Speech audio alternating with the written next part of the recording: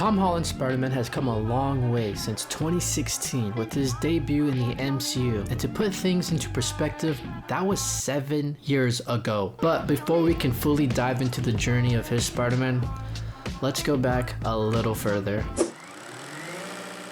The year is 2010, July 1st. Mark Webb announces the new Spider-Man, Mr. Andrew Garfield himself. Without further ado, meet your new Spider-Man, Andrew Garfield.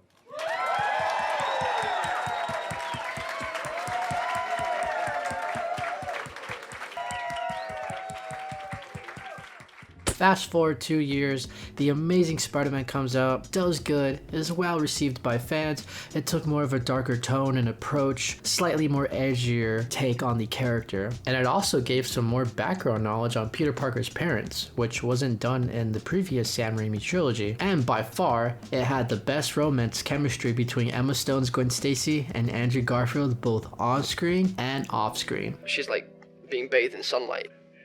She's incredibly energetic and enthusiastic, and she had this sense of play and fun, which was incredibly exciting. You boys are gross. When we tested them, there was fireworks. She could take on Andrew's improvisation and witticisms and one-up them. I mean, it was amazing to see them go back and forth, and it was really fun to watch them. And again, it became an obvious combination because that's what people are there for. Another 2 years go by, The Amazing Spider-Man 2 comes out, and it has mixed reviews. Too many characters and too many stories going on, and well, you know the rest. Some of these problems also relate to the box office failure of Sam Raimi's Spider-Man 3, which also had too much crammed in all at once. 2015 rolls around and it's February. The MCU has one of their biggest films yet to release the following year with Captain America's Civil War. So what does Sony do? They play their last card and they make a deal with Marvel and Disney to share the rights with Spider-Man in order to allow him in the MCU, but with one exception.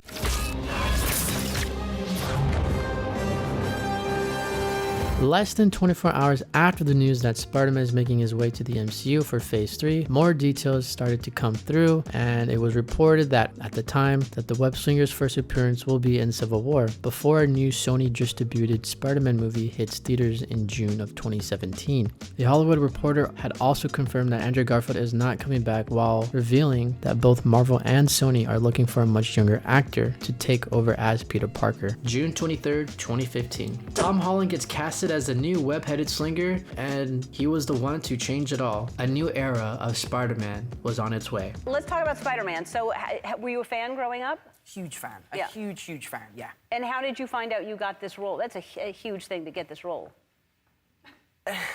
I basically had been auditioning for about 5 months, and after my final audition, they said, you'll find out tomorrow.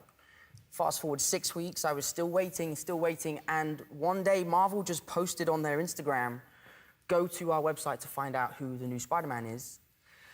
And that's it. I just found out online. They didn't call me up or anything. Now I gotta say, when we were told that Spider-Man was officially coming to the MCU, none of us could believe it. At first, it was just the idea of the Spider-Man character being next to the Avengers was cool. After realizing that it wasn't going to be Andrew Garfield, well, that's when the harsh reality kicked in. We had just gotten 2 movies with him, an established universe, and dare I say universe, and now having to say goodbye to that forever was just the sad truth. Or was it? It's here. The wait is finally over. You've watched the trailer, you know Spider-Man's in the movie, and now you wait his appearance. He was quipping, he was youthful, you know, your average regular teenager, and seeing him next to the Avengers was kinda unreal, at least to me, because that's something many fans never expected to see on screen. I mean, the general audience knows who Spider-Man is, whether it was Andrew Garfield's iteration or not. In this case, it wasn't. And the choice that Marvel made to recast seemed like the easier option for them. Otherwise, they would have had to carry on the Amazing Spider-Man franchise and somehow explain why the Avengers weren't present in the events of TASM 1 and 2. I mean, New York City did go through 2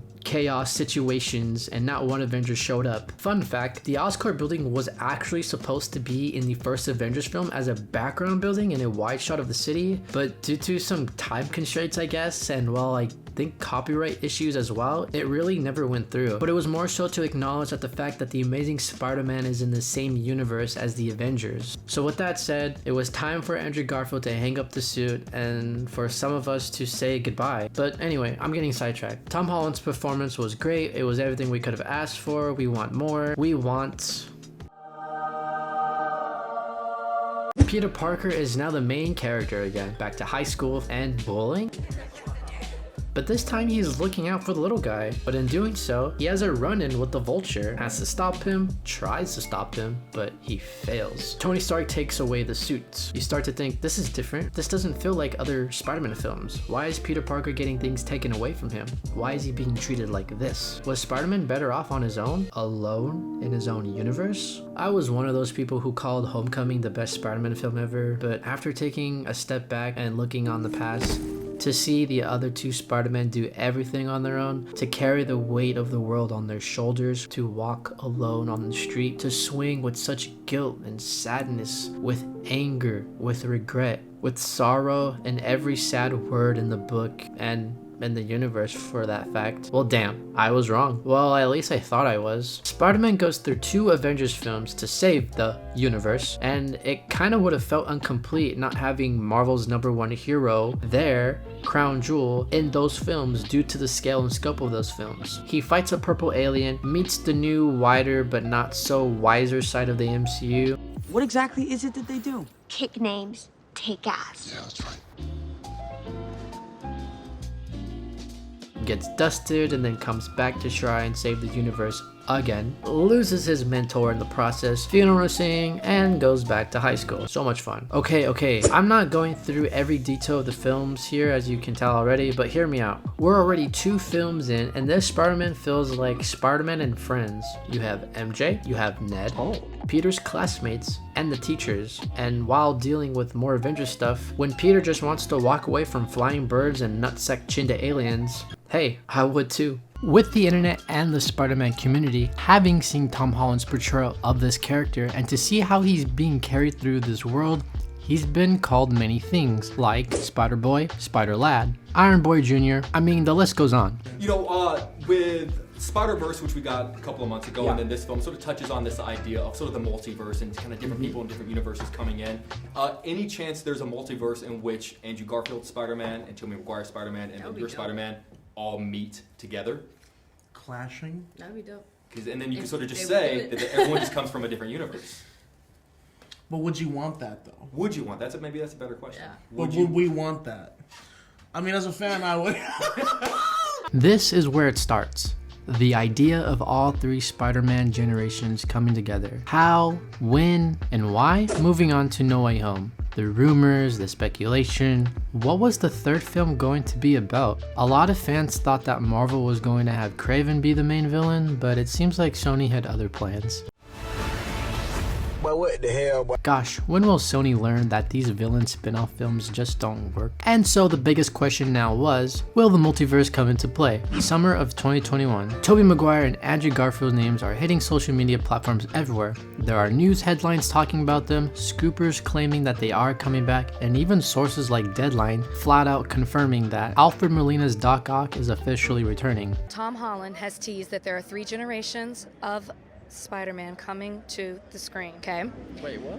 Yeah, he's teased that there's going to be 3 generations of Spider-Man that are coming to the screen. Now, just blink once if we're going to see you. Yeah, I mean, like blink, look me in the eye. eye and blink once if we're going to see you in Spider-Man No Way Home, or just shake your head if not. I'm not going to blink, I'm not going to do anything. You're like, I'm going to look down?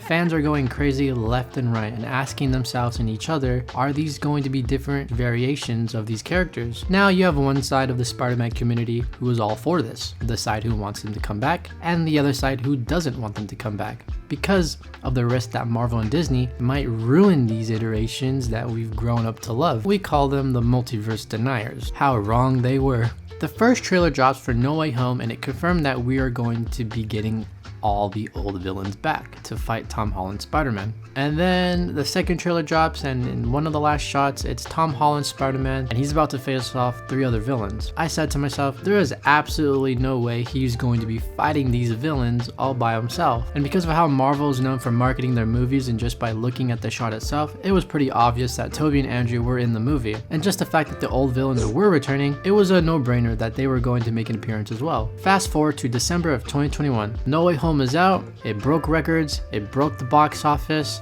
and well, this is how everyone reacted.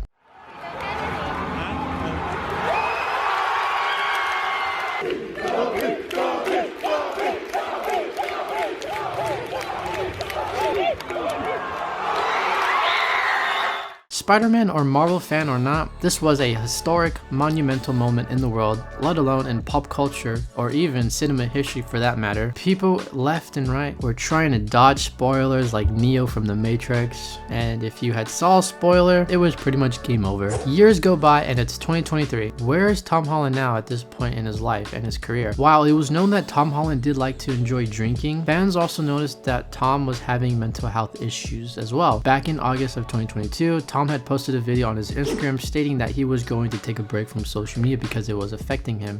I have taken a break from social media for my mental health because I find Instagram and Twitter to be overstimulating, to be overwhelming. I get caught up and I spiral when I read things about me online. And ultimately it's very detrimental to my mental state. So I decided to take a step back and delete the app. In July of 2023, Tom Holland was a guest on the Jay Shetty podcast, where he opens up and goes in depth about his alcohol use. Recently was that you gave up drinking about 1.5 years ago. Yes. And you said it was the hardest thing you ever did. And I wanted to know what was so hard about it for you? Why was it so hard? I didn't one day wake up and say, I'm giving up drinking. And I've always been able to drink a lot. And I decided to just give up for January. I just wanted to do dry January. And all I could think about was having a drink. I was waking up thinking about it. I was checking the clock. When's it 12? 2 months go by and I was still really struggling. I felt like I couldn't be social. I started to really worry that maybe I had an alcohol problem. So I decided that I would wait until my birthday, which is June 1st. I said to myself, if I can do 6 months without alcohol, then I can prove to myself that I don't have a problem. By the time I had got to June 1st, I was the happiest I would ever been in my life. I could sleep better. I could handle problems better. Things that would go wrong on set that would normally set me off, I could take in my stride. I had such better mental clarity. I felt healthier. I felt fitter. And I just sort of said to myself, like, why am I enslaved to this drink? Why am I so obsessed by the idea of having this drink? Now, with all that said, what do you guys think of Tom Holland's journey as Spider-Man throughout the years? Did you like his portrayal at first, or did it take time for you to like him as his movies went on? Personally, I think Tom Holland is a great actor and does a great job playing Spider-Man and Peter Parker. And while at first he didn't really own the title of being Spider-Man, I think he definitely earned that title after No Way Home. The whole Homecoming trilogy was about him becoming Spider-Man as opposed to it just being one film like Sam Raimi's Spider-Man 1 or Mark Webb's The Amazing Spider-Man. Lastly, who is your favorite Spider-Man actor? Do you have multiple favorites or do you like all three the same? Thank you all for watching, especially if you made it to the end of this video. Please consider hitting the like button as it really helps the channel and gets the video out there. I will see you all in the next one. Peace.